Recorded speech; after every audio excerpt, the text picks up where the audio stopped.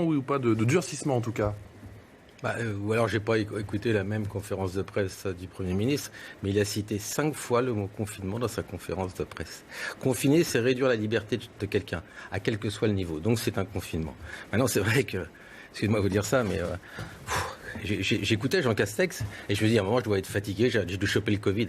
Ça a été long, pour comprendre ce qu'il disait. Je vous promets qu'en termes de communication, c'est très très compliqué. Heureusement que les journalistes étaient là pour nous faire un décryptage de tout cela. Mais au-delà de ça, encore l'attestation d'hier. Mais franchement, je veux dire, dans une situation aussi difficile, avoir une communication aussi compliquée, je ne parle même pas d'AstraZeneca, parce que c'est jour après jour, c'est une communication qui n'est pas claire. Donc maintenant, oui, c'est un confinement. Maintenant, c'est le niveau de confinement qu'on a changé. Mais le terme confinement, excusez-moi, le Premier ministre est quand même important dans ce gouvernement. Ou alors je ne comprends plus rien. Le Premier ministre a dit que c'était un confinement. Moi, Ludwig Thoro, maire de Cobon, c'était écrit sur certaines slides, même on voyait derrière lui effectivement quelques images, quelques slides qui étaient derrière lui où il y avait écrit confinement du coup. Donc, Oui, mais confinement était marqué. Je veux dire, confinement, c'est un confinement. Maintenant, on pourra dire, mais c'est même pas le problème. C'est pas le sujet en réalité. Oui, mais non, mais je suis d'accord. Mais bon, c'est un confinement. Maintenant, ils veulent pas mettre. On l'appelle comme on veut. On l'appelle comme le Premier ministre l'appelle. Excusez-moi, le chef du gouvernement, c'est le Premier ministre. Oui. Donc le chef du gouvernement dit que c'est un confinement, Mais à la limite, c'est pas grave, quel que soit le niveau. Maintenant, l'efficacité, il y a eu 2 déclarations importantes depuis 12 heures. C'est celle du directeur général de la santé de l'Île-de-France, Aurélien Rousseau. Si la Cour ne s'infléchit pas, l'hôpital sera hors contrôle. Deuxième chose, le professeur Dab, qui était l'ancien directeur général de la santé, a dit que nous avons perdu le combat épidémiologique sur la progression de ce virus. Voilà, tout ça, parce qu'il n'y a pas de confinement, mais dans les hôpitaux, ça ne merde pas. On l'avait prévu de toute façon. Dans les 15 jours qui viennent, ça continue. Si des fois, par malheur, on n'a pas cassé la courbe là, on le verra dans 15 jours. Mais alors là, comment on va faire ? Maître Ductoro. Oui, en fait, il n'y a rien de nouveau, quoi. Bah oui, il n'y a pas besoin de faire des études pour savoir si on est en nature et loin l'un de l'autre, on ne chope pas le virus. Il a été interrogé dessus, il a répondu. Oui, non, mais je sais. Je dis juste qu'au bout d'un an, on sort une évidence qu'il n'y a pas besoin d'être ni moi médecin ni quelqu'un d'autre pour essayer de dire ça. C'est évident. C'est contagieux, c'est tous les virus comme ça. Plus on est loin, moins on se contamine. Est-ce que c'est une découverte d'aller dans la nature ? Mais on n'aurait pas pu peut-être l'appliquer avant et le faire. Maintenant, le problème, vous savez bien qu'il n'y a pas de limite à 6, il n'y a même plus aucune limite de nombre. C'est-à-dire qu'aujourd'hui, la limite d'A6 a sauté. Donc maintenant, on peut se mettre autant qu'on veut dans un lieu public et privé. De par la loi, c'est fini. Maintenant, je vais vous dire une chose. On pourra dire ce qu'on veut, ok ? Plus on sera, vous l'avez raison de le dire, en Seine-Saint-Denis, c'est le taux, en fait, le plus, parce que c'est un endroit qui est très dense, et c'est vrai qu'une population qui n'est pas très aisée, ils sont souvent beaucoup. C'est évident, mais on ne fait pas une découverte. Ça fait 1 an qu'on est au courant que ce virus, il faut mettre un masque, il faut se séparer, il ne faut pas se parler, il faut se vacciner. Arrêtons de faire des... Maintenant, il faut le dire aux gens. C'est vrai qu'il faut le dire aux gens, maître. Vous m'avez dit, il faut qu'ils comprennent, attention, cette liberté que vous croyez là, attention, c'est le tout contraire. C'est que cette liberté que vous pouvez voir à l'extérieur, peut-être, en restant et en gardant quand même des masques, parce que regardez bien, il y en a certains qui n'ont pas de masque, attention, cette bouffée d'air qu'on a donnée, attention qu'elle ne revienne pas en boomerang, d'accord ? Parce que cette liberté que vous avez à l'extérieur, peut-être que vous allez l'importer à l'intérieur. C'est ça qui va risquer de poser problème. Donc, et on ne va pas surveiller, on ne va pas envoyer des gens. Vous voyez qu'on a assez de policiers pour taper à la porte et savoir si vous décidez 7 ou 5. Il n'y a pas de base légale de toute façon, effectivement. Non, mais il n'y a pas de base légale, c'est impossible. Sauf si tapage, bien sûr. Oui, en plus, il n'aimerait plus que ça qu'il y ait un tapage. Qu'ils soient nombreux et qu'ils fassent un tapage. Il ne faut peut-être pas pousser. Mais certains demandent des mesures plus coercitives. Mais qui va contrôler mesurer, la police juguler, contrôler la... Presque doit être d'accord avec moi. On verra les chiffres qui vont arriver dans les 10 à 15 jours. Ouais, 15 jours, 3 semaines. Il y aura des décisions à prendre. Là, de toute façon, on parle entre nous. On espère, tout le monde espère. Ça, c'est clair. Quel que soit le parti politique, quelle que soit la personne, on espère vraiment que dans les 15 jours. Mais si les chiffres, parce que surtout, continuons à donner les chiffres. La réalité. Parce que cet appel d'air en termes de liberté, d'accord, pourrait masquer la réalité hospitalière, ce serait terrible. Et comme je dis encore une fois, cette liberté qu'on ouvre, on le sent bien. Ils se sentent encore plus libres qu'avant. Qu'ils ne la ramènent pas chez eux. Genre, viens chez moi, on va finir la soirée. Ça serait terrible. Et vous avez raison, on ne peut pas empêcher, mettre des policiers partout, c'est pas possible, on n'a pas les moyens. Mais s'il vous plaît, rappelons toujours les chiffres quotidiennement pour mettre que les gens se rendent compte de la réalité qui s'aggrave encore. Qui s'aggravera dans les 10 à 15 jours qui vont venir. Nos hôpitaux sont... Nous sommes le pays d'Europe aujourd'hui où il y a plus de contaminés par jour. Voilà, c'est le message à passer, d'accord. Personne n'y est pour rien. Tout ce que je sais, c'est que soyons vigilants. C'est vrai que tout le monde a le sourire, tout le monde est content, mais attention, ça masque la réalité de terrain. La réalité de terrain, et personne n'est coupable aujourd'hui, mais tout ce que je sais, c'est qu'il faut vite réagir. Parce que si on voit que là, ça commence à buter dans les jours qui vont venir, qu'est-ce qu'on fait ? Attendons pas trop longtemps. Parce que vous le disiez, maître, il y a quand même des gens qui meurent chaque jour, d'accord ? Il y en aura de plus en plus si des fois on n'arrive pas à mettre les gens en réa faute de place, ce sera catastrophique pour la 6e puissance mondiale. Que vous disent vos administrés, Ludwig Thoro ? Je comprends, maître, ce que vous avez dit. Gouverner, c'est décider. Mais j'aimerais bien qu'on ait pu faire du cas par cas. Est-ce qu'aujourd'hui, quelqu'un qui vend des chaussures avec 3 ou 4 personnes qui rentrent, c'est plus contagieux que cet après-midi ce qu'on a vu sur un marque? C'est ça qui énerve les gens en fait. C'est là qu'on a fait un choix. On a fait un choix pas sur des critères médicaux et scientifiques. On a fait des choix politiques, c'est clair. Ah oui. Parce que quand vous regardez bien, il y a plein de commerces qui ont été supprimés. Alors que vous avez bien vu dans votre ville quand on va, et ces gens-là, poussière, enlèvent, alors que dans les centres commerciaux, voilà. On parle de disquaires, excusez-moi, il y a 90% maintenant des disques qui sont téléchargés, d'accord? Et les disquaires dans mon département, il n'y en a pas 10 000. On dit que les cordonneries sont ouvertes ou pas?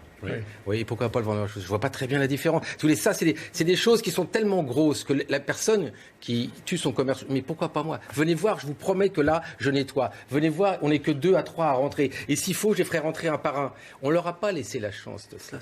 Et c'est ça l'adaptation, en fait.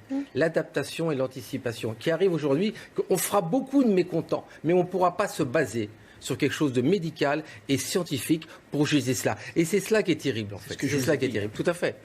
Donc je propose qu'on débride la vaccination, que toutes celles et ceux qui veulent se faire vacciner puissent le faire.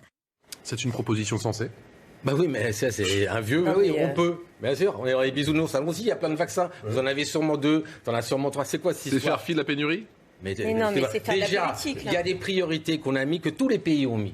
Ce sont les soignants, les plus de 75 ans, les plus fragiles. Évidemment, pour arrêter une pandémie, faut vacciner tout le monde. Mais attendez, à moins que Mme Hidalgo ait créé quelque chose avec Spoutnik ou fait fabriquer des vaccins, il n'y en a pas aujourd'hui à disposition.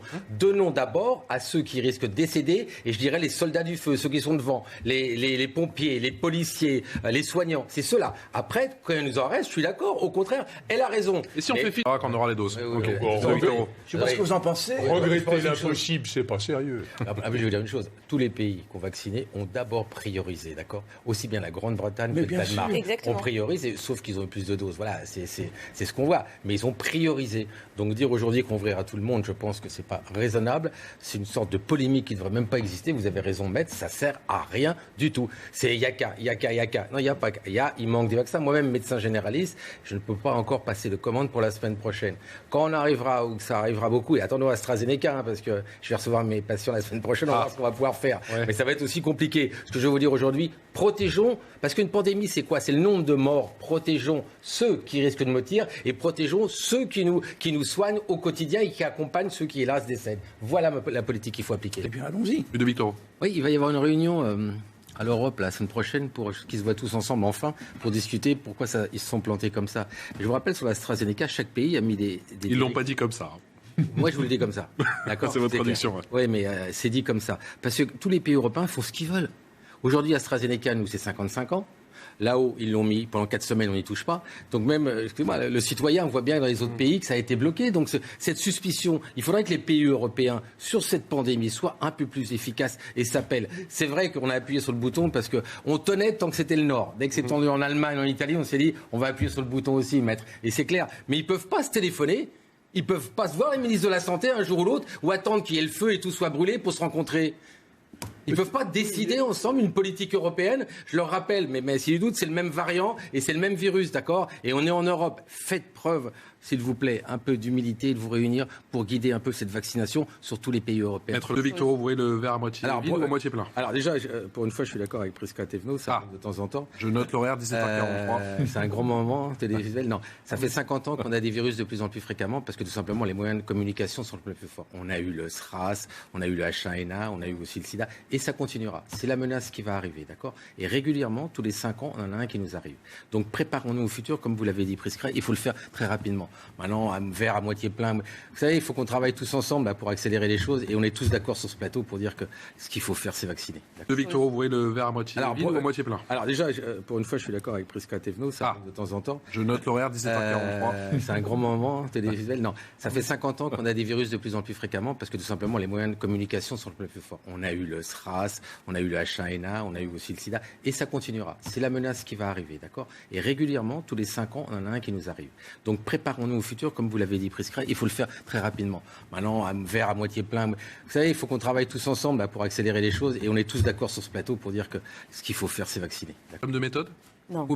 C'est pas nouveau. Je veux dire, c'est la seule compétence santé qui est donnée à aucune collectivité territoriale. Là, on le fait plus ou moins parce qu'on se rapproche des élus. Mais après cette crise, il faut donner des compétences à un échelon en dessous. C'est vrai que c'est trop vertical. D'ailleurs, on l'a bien vu, toute la communication, tout ça, c'est trop vertical. Il faut donner la possibilité à ceux qui sont plus près des citoyens, c'est-à-dire les élus, je sais pas où on choisira avec la collectivité qu'on veut. Mais ça, c'est un exemple flagrant que quand ça part d'en haut et ça va en bas, ça va pas. Il faut que ça... Vous êtes au courant peut-être Oui. Sur le manque de perspective. Oui, non, mais est-ce que vous avez raison? Il y aura plein de variants. Je l'avais dit, il y a un mois, il y aura un variant breton et corse, je rigolais. Mais voilà, excusez-moi de dire ça. Plus le virus sera là, plus il va muter. Donc la seule manière de lui casser les jambes, c'est vraiment de vacciner. Mais Prisca, vous avez raison quand vous dites, mais excusez-moi, les chiffres, c'est pas nous qui avons dit 15 avril, qui avons dit un nombre. Je sais que ça dépend pas de vous, mais faites attention aux chiffres, parce que quand les chiffres ne sont pas par rapport aux actes, c'est dévastateur au niveau de la population, des citoyens, sur la crédibilité. Merci beaucoup à tous les quatre. Maître, je disais, tant qu'on attend, on l'espère. Quand on a une date, on risque d'être déçu. Alors ne nous plaignons pas. Allez, toujours la bonne formule pour terminer. Merci beaucoup, Maître. Merci à tous les quatre.